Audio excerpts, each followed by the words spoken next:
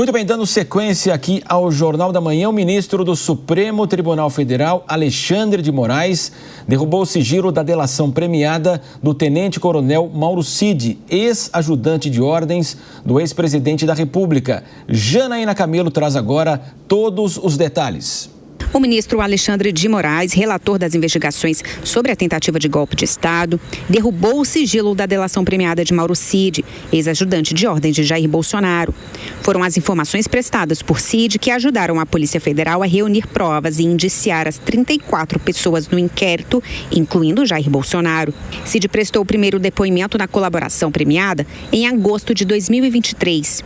Foram 11 depoimentos de lá para cá. Um dos trechos da delação, Cid afirma que viu com o presidente Jair Bolsonaro, em 2022, uma minuta de golpe. Aos investigadores, Cid disse, abre aspas, eu falei da minuta, a minuta eu vi a confecção, eu vi o presidente trocando, mas o detalhe disso aí, eu não sei. Fecha aspas. Em um dos depoimentos, Mauro Cid foi convocado para explicar áudios vazados na imprensa de telefonemas entre ele e outra pessoa, em que o militar diz que estaria sendo pressionado pela Polícia Federal na delação e que a PF já teria uma narrativa pronta sobre uma tentativa de golpe de Estado. No interrogatório, os investigadores perguntam se Cid se sente mesmo pressionado. O militar responde que não e que está colaborando com a PF de forma voluntária. Ele então é perguntado com quem estaria conversando no telefone. Cid diz que não lembra, que foram frases ditas no momento ruim, que estava sofrendo exposição midiática, prejudicando relações com problemas financeiros e familiares e que tudo o que falou foi um desabafo.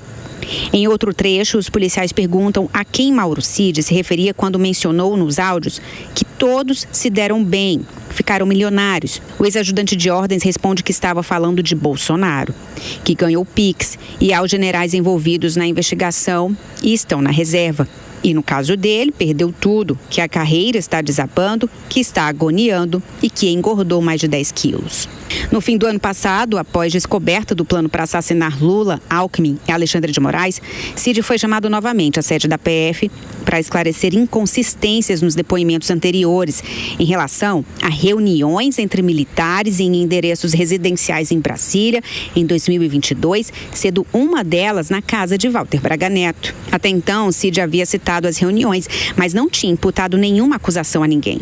No entanto, no decorrer das investigações, a PF descobriu que nos encontros eram traçadas estratégias para a execução de um golpe. Cid foi confrontado pelos investigadores, negou participação em qualquer tipo de golpe e não cedeu mais informações.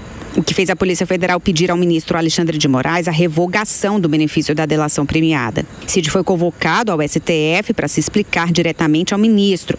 E é aí que ele compromete Walter Braga Neto no suposto esquema para assassinar autoridades. A audiência inicia com Moraes dizendo, abre aspas, então nós vamos começar de forma bem direta, o que caracteriza o meu estilo. Fecha aspas, e diz que quer saber o que Mauro Cid sabia do plano para matar autoridades. Cid então muda de versão sobre a reunião do dia 12 de novembro de 2022 na casa de Braga Neto com os chamados kids pretos. Diz que a conversa serviu para discutir uma mobilização de massa. Nas palavras dele, que tenha repercussão, que faça com que o Exército tenha que fazer uma coisa, tenha que decretar um estado de sítio.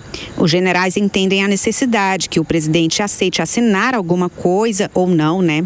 Mauro Cid disse que em dado momento da reunião, quando começaram a ser discutidas estratégias, Braga Neto pediu que ele se retirasse e que 2 dias depois, um dos kids pretos pediu dinheiro para que o plano fosse executado e encaminhou ao então ajudante de ordens um documento intitulado Copa 2022, nome que depois foi descoberto pela PF por se tratar do plano para matar autoridades. Mauro Cid disse, abre aspas, naquele documento estava descrito que eles precisavam de hotel, carro, passagem aérea, alguns dados. O valor de 100 mil inicialmente. Fui eu que falei, assim, até de maneira brincando, né? Não tinha nem ideia de gasto. E o general Braga Neto me orientou a perguntar se o partido poderia custear isso aí. Fecha aspas. Mauro Cid contou que o PL se negou a oferecer o dinheiro e que Braga Neto conseguiu o recurso com pessoas do agronegócio.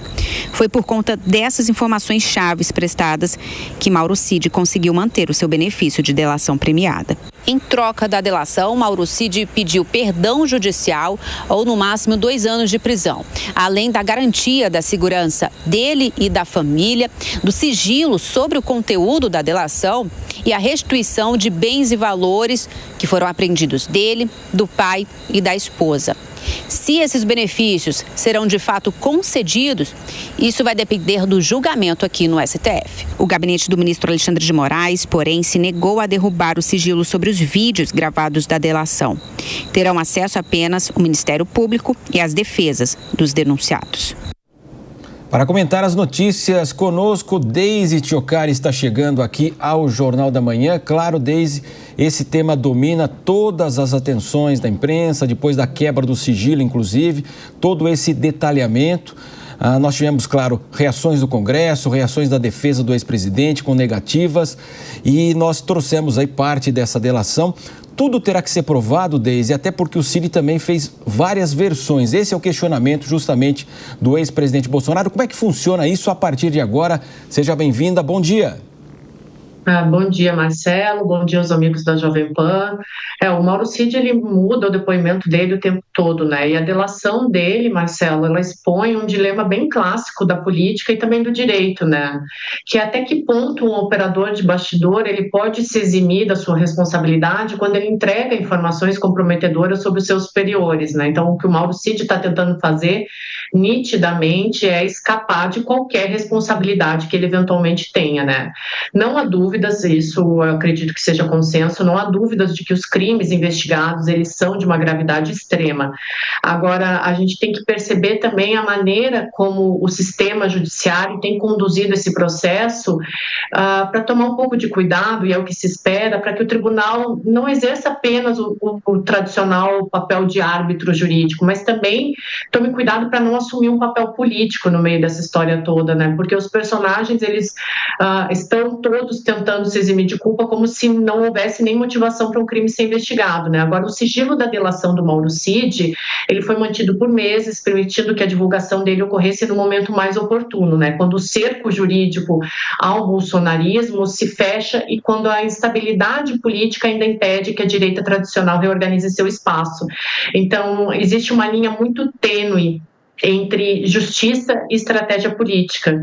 E a gente espera que esse caso ele ilustre como essa disputa de poder ela fica fora dos tribunais, né? Que o julgamento ele seja simplesmente na justiça e não político.